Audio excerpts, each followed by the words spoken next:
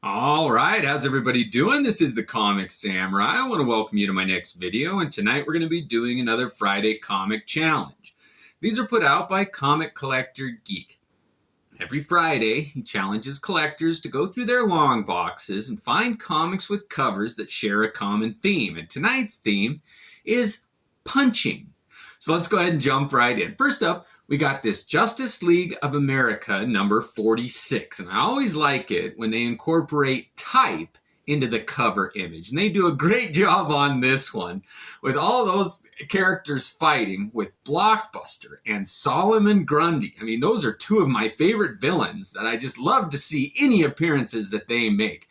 But they're decking some of the JLA here, and it's funny how they put the hands through the O and different type things. Oh, I just really like that cover. It's a fun Silver Age punching comic book cover.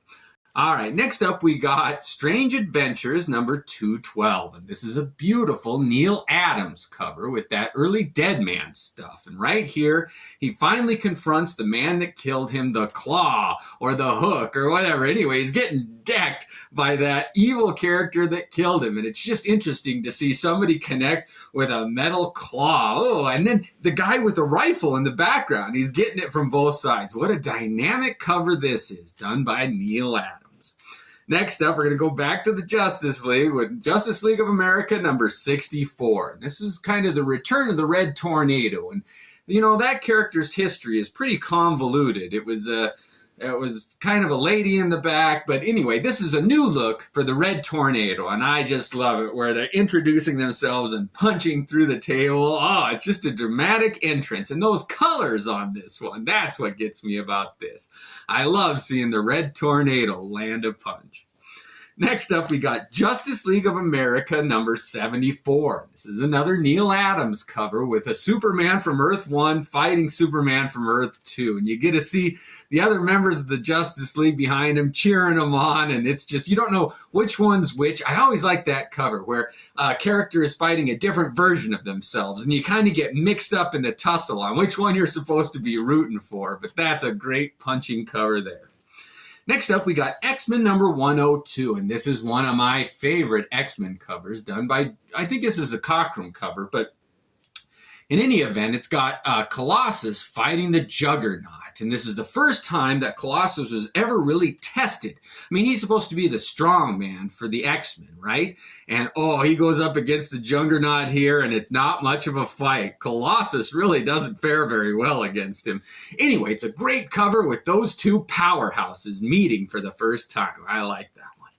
Next up is X-Men number 113, and John Byrne does a great cover here with Colossus decking Magneto. And I always thought, what an interesting concept that is. I mean, a master of magnetism getting punched by a metal fist. How does that happen? In any event, this is one of my favorite covers of this run. When the X-Men were fighting Magneto, the new X-Men, and it's a showdown, and they're in a volcano, and things are coming down, and it's just a great battle punching cover.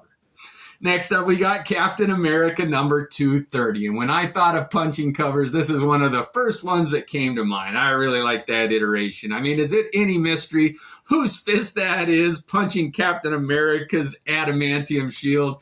It's none other than the Hulk, of course. And look at that impact. I mean, I like to think that Captain America's shield absorbs any impact, but he's still getting blasted by that punch from the Hulk.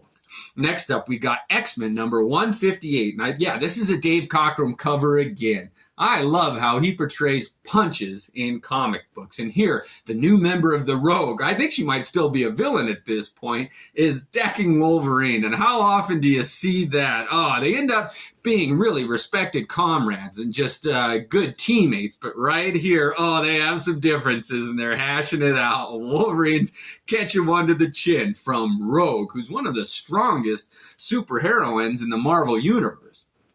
Next up, we got Silver Surfer number 16, and I just love that Ron Lim Silver Surfer stuff. But this was an early one done by him, and it's the Invisible Woman punching Mr. Fantastic. And you just don't see that very often when spouses talk about a domestic disturbance. She's landed a punch on him, and it's just an interesting concept of the Fantastic Four having some internal conflict right there. I like that one.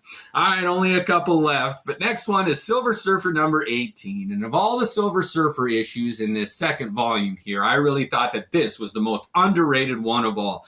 That character of the In-Betweener here is just such a fascinating villain for me.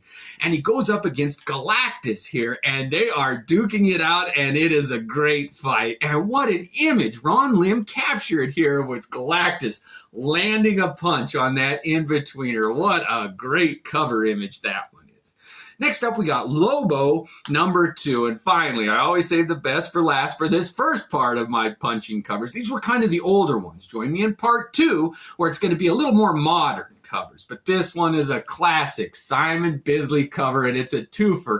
I love it when it's not just a single punch or a simple image, but in this one, he's landing one punch, and then his fist is right on the face of somebody else. That moment of impact, I love when they capture that, and nobody can do it like Simon Bisley. What a great cover this one is.